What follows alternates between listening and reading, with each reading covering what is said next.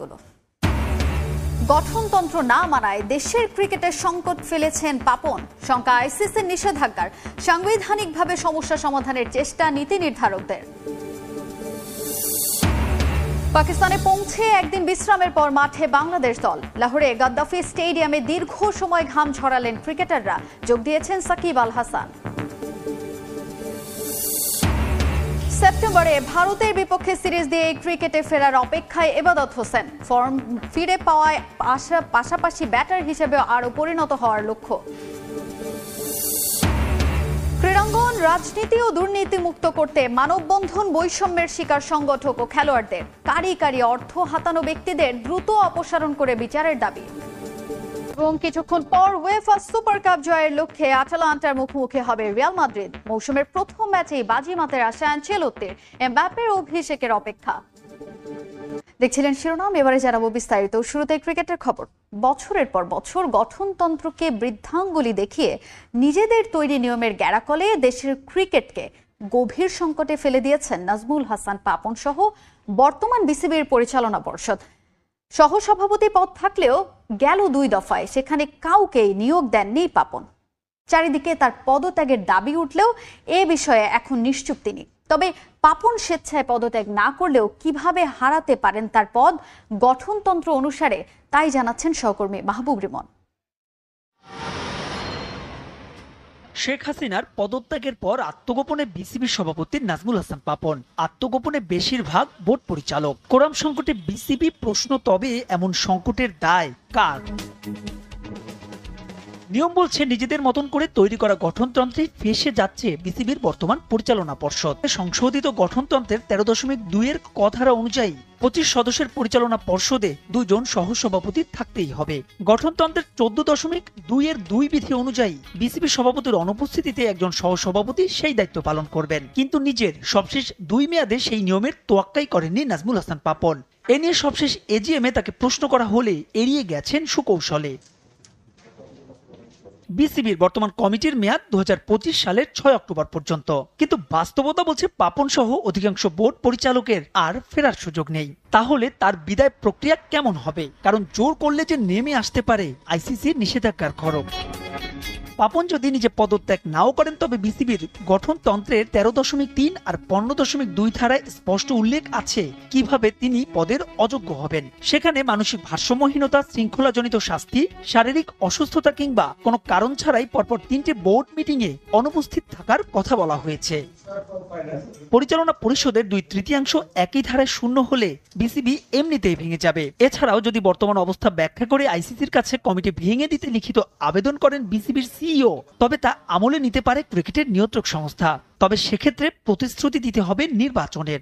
সংকট উত্তরণে ইতোমধ্যে ক্রীড়া উপদেষ্টার সঙ্গে দেখা করেছেন ঢাকায় থাকা বিসিবির একাধিক পরিচালক, ছিলেন প্রধান নির্বাহীও। উনি আশ্বাস দিয়েছেন স্যারের সাথে কথা বলে উনি আমাদেরকে জানাবেন, যেহেতু আমাদের হাতে একদম সময় নেই। গঠনতন্ত্রে কি আছে না আছে এসবগুলো নিয়ে আলাপ হয়েছে এবং উনি ওনাকে আপনার এইগুলা জাস্ট ভালো দেখে হয়তো পরে এটা নিয়ে আমাদের সাথে বসবেন। এর আগেও 2 বার এমন পরিস্থিতিতে পড়েছিল বাংলাদেশ ক্রিকেট বোর্ড। 2007 সালে সে সময় তত্ত্বাবধায়ক সরকারের অধীনে দেয়া হয়েছিল অ্যাডহক কমিটি, আর 2013 সালের দায়িত্ব পড়তেছিল অন্তর্বর্তীকালীন কমিটির ওপর। পাকিস্তানে পৌঁছে প্রথমবারের মতো অনুশীলন করলো বাংলাদেশ ক্রিকেট দল। লাহোরের গাদ্দাফি স্টেডিয়ামে বুধবার দীর্ঘ সময় ঘাম ছড়ান ক্রিকেটাররা। কানাডায় গ্লোবাল টি20 লিগ শেষে সরাসরি পাকিস্তানে দলের সঙ্গে যোগ দিয়েছেন সাকিব আল হাসান। এদিন অনুশীলন করেছেন সাবেক অধিনায়ক। বেশ কিছুটা সময় কথা বলেন লিটন দাসের সঙ্গে। গাদ্দাফি স্টেডিয়ামে অনুশীলনের প্রথম দিনটা ক্রিকেটারদের বেশ চনমনে দেখা যায়। লাহোরে আরো 2 দিন অবস্থান করবে বাংলাদেশ দল। আগামী 17 আগস্ট লাহোর থেকে ইসলামাবাদে যাবে নাজমুল শান্তর দল। এরপর 21 আগস্ট রাওয়ালপিন্ডিতে প্রথম টেস্টে মুখোমুখি হবে বাংলাদেশ ও পাকিস্তান। সবশেষ 2020 সালে রাওয়ালপিন্ডিতে টেস্ট খেলেছিল টাইগাররা। সেবার ইনিংস ব্যবধানে হেরেছিল মুমিনুল হকের দল। সাজিদ মুস্তাহিদ, সময় সংবাদ। করাচিতে দর্শক শূন্য গ্যালারিতে হবে বাংলাদেশ ও পাকিস্তানের মধ্যকার দ্বিতীয় টেস্ট। করাচি ন্যাশনাল স্টেডিয়ামে দ্বিতীয় টেস্টে কোনো দর্শক মাঠে থাকবেন না। মূলত স্টেডিয়ামের উন্নয়ন কাজের জন্যই এমন সিদ্ধান্ত নিয়েছে পিসিবি। ভক্তদের হতাশ করার জন্য দুঃখ প্রকাশ করেছে পাকিস্তান ক্রিকেট বোর্ড।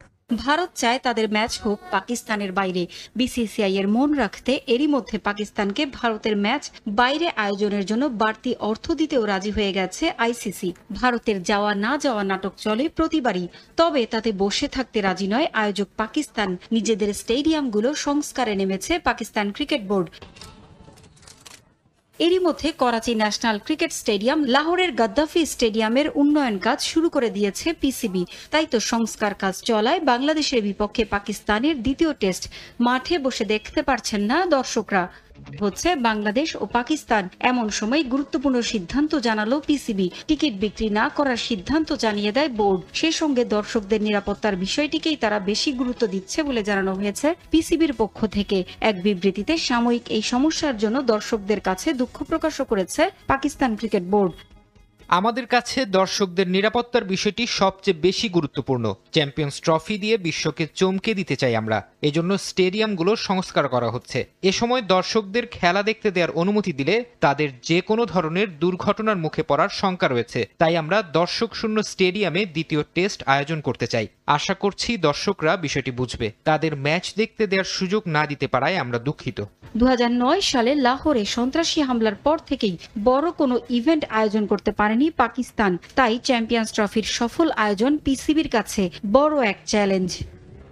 বোর্ডের গাফিলতি নয়, মূলত আইসিসি ট্যাক্স ও ফাইন্যান্সিয়াল কমপ্লায়েন্সের কারণে 9 মাস পেরিয়ে গেলেও এখনও 2023 বিশ্বকাপের প্রাইজ মানির অর্থ বুঝে পাননি ক্রিকেটাররা। এমন দাবি করে গণমাধ্যমে একটি মেইল করেছে বিসিবি।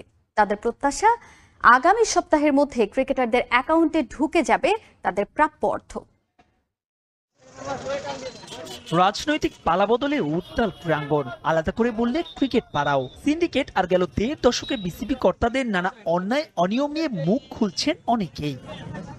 এই যেমন কদিন আগে cricketers welfare association of Bangladesh কোয়াবের সাধারণ সম্পাদক দীপব্রত পাল অভিযোগ তুলেছিলেন 2023 ওয়ানডে বিশ্বকাপে ক্রিকেটারদের প্রাইজ মানির অর্থ নাকি ইচ্ছাকৃতভাবেই এখনো বুঝিয়ে দেয়নি বিসিবি। এজন্য তারা আঙুল তুলেছিলেন ক্রিক অপস ও প্রধান নির্বাহীর দিকে। নিয়ম অনুসারে বিশ্বকাপ শেষ হওয়ার 50 দিনের মধ্যেই ক্রিকেটারদের পাওনা টাকা পরিশোধ করা হয়। তবে ভারতের মাটিতে বিশ্বকাপ শেষ হয়েছে মাস 9 পেরিয়েছে, তবুও এখনো কেন তা বুঝে পেলেন না ক্রিকেটাররা। নিজেদের অবস্থান ব্যাখ্যা করে গণমাধ্যমে এ নিয়ে একটি মেইল করেছে বাংলাদেশ ক্রিকেট বোর্ড। প্রাইজ মানির অর্থ ক্রিকেটারদের অ্যাকাউন্টে না পৌঁছানোর ব্যাপারে একমত বিসিবিও। তবে তাদের দাবি এজন্য বোর্ডের কোনো গাফিলতি নেই। বিসিবির ভাষ্যমতে আইসিসি এখনো নাকি সেই অর্থ পাঠায়নি। বিশ্ব ক্রিকেটের নিয়ন্ত্রক সংস্থা একটি প্রক্রিয়ার মাধ্যমে এই অর্থ পাঠায়। টুর্নামেন্টের ভাউচার ইতোমধ্যে জমা দেওয়া হয়েছে আইসিসিতে। তবে ট্যাক্স ও সংশ্লিষ্ট জটিলতার কারণেই নাকি টাকা পেতে দেরি হচ্ছে। তবে বাংলাদেশ না পেলেও শ্রীলঙ্কা ইতোমধ্যে তাদের প্রাইজ মানির অর্থ বুঝে পেয়েছে। তার ব্যাখ্যায় বিসিবি বলছে, ট্যাক্স ডিডাকশন ও ফাইন্যান্সিয়াল কমপ্লায়েন্সের কারণেই বিভিন্ন দেশ আগে বা পরে সেই অর্থ পেয়ে থাকে। বোর্ডের মতে দ্রুততম সময়ের মধ্যে অর্থ প্রাপ্তির জন্য তারা দায়িত্ব দিয়েছে ভারতের বিখ্যাত আন্তর্জাতিক accounting firm Deloitte Haskins and Sells LLP কে। আগামী সপ্তাহের মধ্যেই হয়তো বিসিবির হাতে চলে আসবে ক্রিকেটারদের অর্থ। 2023 বিশ্বকাপে মূল পর্বে অংশগ্রহণের জন্য $1,00,000 প্রাইজ মানি পেয়েছে বাংলাদেশ। কোনো ম্যাচ না জিতলেও ওই একই পরিমাণে অর্থ নিশ্চিত ছিল সাকিব শান্তদের। তবে আফগানিস্তান আর শ্রীলঙ্কার বিপক্ষে দুটো ম্যাচ জেতায় $40,000 করে আরো $80,000 প্রাপ্তি নিশ্চিত হয় টাইগারদের, যা বাংলাদেশি মুদ্রায় প্রায় 2 কোটি টাকার মতো। মাহবুব রিমন, সময় সংবাদ। সেপ্টেম্বরে ভারতের বিপক্ষে দ্বিপক্ষীয় সিরিজ দিয়ে 22 গজে প্রত্যাবর্তনের লক্ষ্য এবাদত হোসেনের। তবে পূর্ণ উদ্যমে বোলিং অনুশীলনের জন্য এখনো অপেক্ষা 2-1 সপ্তাহের। আর আন্তর্জাতিকে ফেরার আগে নিজের পুরনো ছন্দ খুঁজে পাওয়ার পাশাপাশি ব্যাটার হিসেবে নিজেকে আরও পরিণত করতে ঘাম ঝরাচ্ছেন সিলেট এক্সপ্রেস। দেশের ক্রিকেট ভক্তদের জন্য অপেক্ষা যেন ফুরোচ্ছেই না। অপেক্ষা এবাদত হোসেনকে নিয়ে। শেষ 13 মাস ধরে যিনি লড়ছেন নিজের ইনজুরির সঙ্গে। লিগামেন্টের ইনজুরিতে ছুরি কাঁচির নিচে যেতে হয় সিলেট এক্সপ্রেসকে। এরপর একে একে এশিয়া কাপ, ওয়ানডে ও টি20 বিশ্বকাপ। ইনজুর্ড এবাদতকে এখনো তাড়িয়ে বেড়ায় সেসব স্মৃতি। মনে করতেও চাই না এখন, কারণ ওই সময়টা এমন ছিল যে সবসময় একা একাই লাগতো। কারণ কি, আমি এজ এ প্লেয়ার সবসময় মাঠে থাকবো, খেলবো, এক তো হচ্ছে ওইটা কষ্ট, দ্বিতীয়ত হচ্ছে আমি হাঁটতেই পারতেছি না, যে আমি একটু বাইরে যাব বা কারোর সাথে দেখা করব, কোনো সুযোগই ছিল না ওই সময়টাতে। এইচপির হয়ে অস্ট্রেলিয়া সফরে এবাদতকে পাঠাতে চেয়েছিল বিসিবি, তবে এই পেসারের পুনর্বাসন বিলম্ব হওয়ায় আকবর আলীদের বহরে ওঠা হয়নি সিলেট এক্সপ্রেসের। যখন সার্জারি পরে এক্সপেক্ট করছিলাম যে মনে হচ্ছে রিহেব করলে বা 9 মাস ওইটা রিকভার করা যাবে, কিন্তু যত সময় গেছে, কারণ কি আমার মাসেলটাও লুজ হয়ে গেছে, তো ওই মাসেলটা ডেভেলপ করতে এখন যে সময়টা লাগতেছে, মাসেলের স্ট্রেংথ আছে কিন্তু মাসেলটা বাল্কি হচ্ছে না, সো ওই জন্য একটু সময় নেয়া।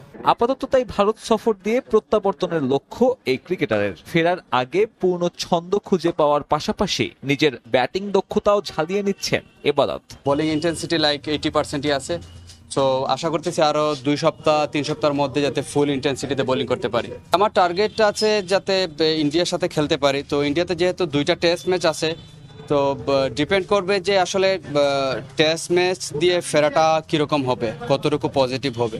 আগামী 19 সেপ্টেম্বর চেন্নাইতে শুরু হবে ভারত সিরিজের প্রথম টেস্ট। এর আগে 4 দিনের ম্যাচে নিজেদের ঝালিয়ে নেবেন টাইগাররা। সেই ম্যাচেই নির্ভর করবে জাতীয় দলের জার্সিতে এবাদতের ফেরার দিনক্ষণ।